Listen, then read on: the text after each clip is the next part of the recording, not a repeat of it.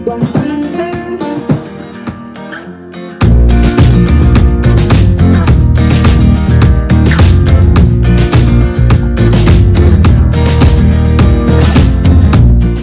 is Dr. Aldrin Tenerife Sacristan, and I am inviting you to join me in Kuya Prof TV to learn something cool, useful, and a life-changing tool.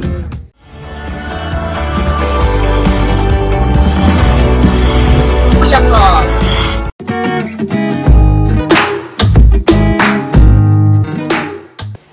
Hi! Magandang araw sa inyong lahat. This is Dr. Aldrin Tenerife Sacristan, aka Kuya Prof, at welcome sa Kuya Prof TV. Sa ngayon lamang po nakapanood at naka-tune in sa ating programa, welcome po sa inyong lahat at huwag po natin kalimutang mag-subscribe sa Kuya Prof TV. At sa mga nais pong magpa-coach one-on-one or personal, pwede po kayong tumawag sa 0932-849-3842 o mag-email sa kuyaprof@gmail.com. Natunghayan na po natin sa tatlong video na ating pinalabas kamakailan ang tungkol sa mga karanasan ng mga magulang tungkol sa kanilang pagpapalaki at pagtataguyod sa kanilang mga anak. Kung paano nila sila inihanda para sa kanilang magandang kinabukasan. At ngayong araw, atin pong tunghayan muli ang isa na namang karanasan ng isang magulang, ng isang ina, kung paano niya inihanda ang kanyang mga anak at kung paano niya sila kinakausap para ihanda sila sa kanilang magandang kinabukasan. Halika't panoorin natin ang isang karanasang ito.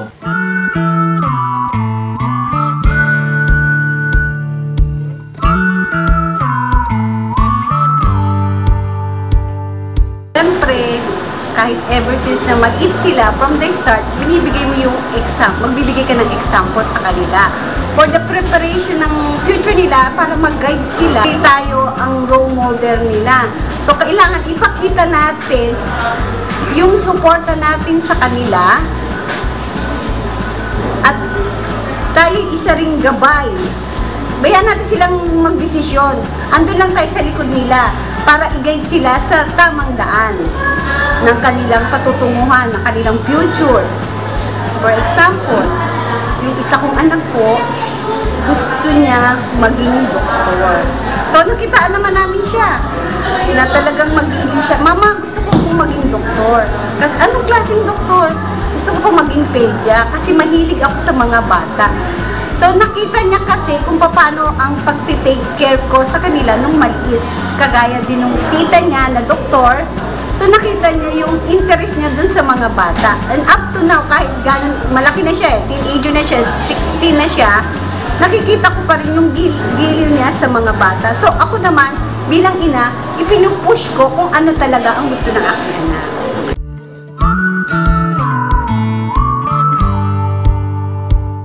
Kaibigan, marami akong kilalang kaibigan ng anak ko.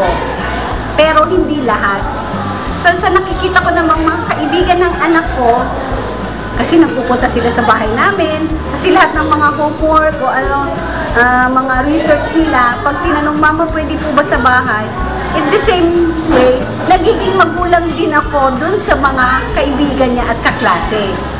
So, ganun ako mag-share sa anak ko para balansi kami lagi.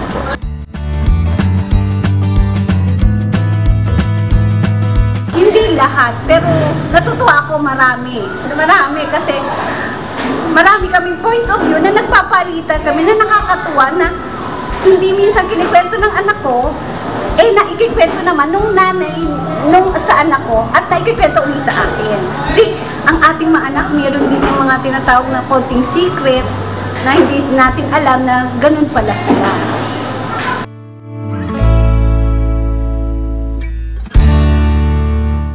Ako bilang ina, ang last word ko lang talagang T-I-M-E. Time lang talaga. Yun lang talaga ang key. Time at communication. Kahit ba nasa tabi mo, ang hawak mo naman ay cellphone. Time nga yun, naka-time mo sa tabi mo, yung anak mo nagsi-cellphone din. So, ikaw din nagsi-cellphone, wala rin yun. So, you have to communicate. Para, yun lagi ang mag-asawa. Sa tingin ko, bilang ina, sa tingin ko, yung communication at time, laging get together. Para maging successful ang isang magulang.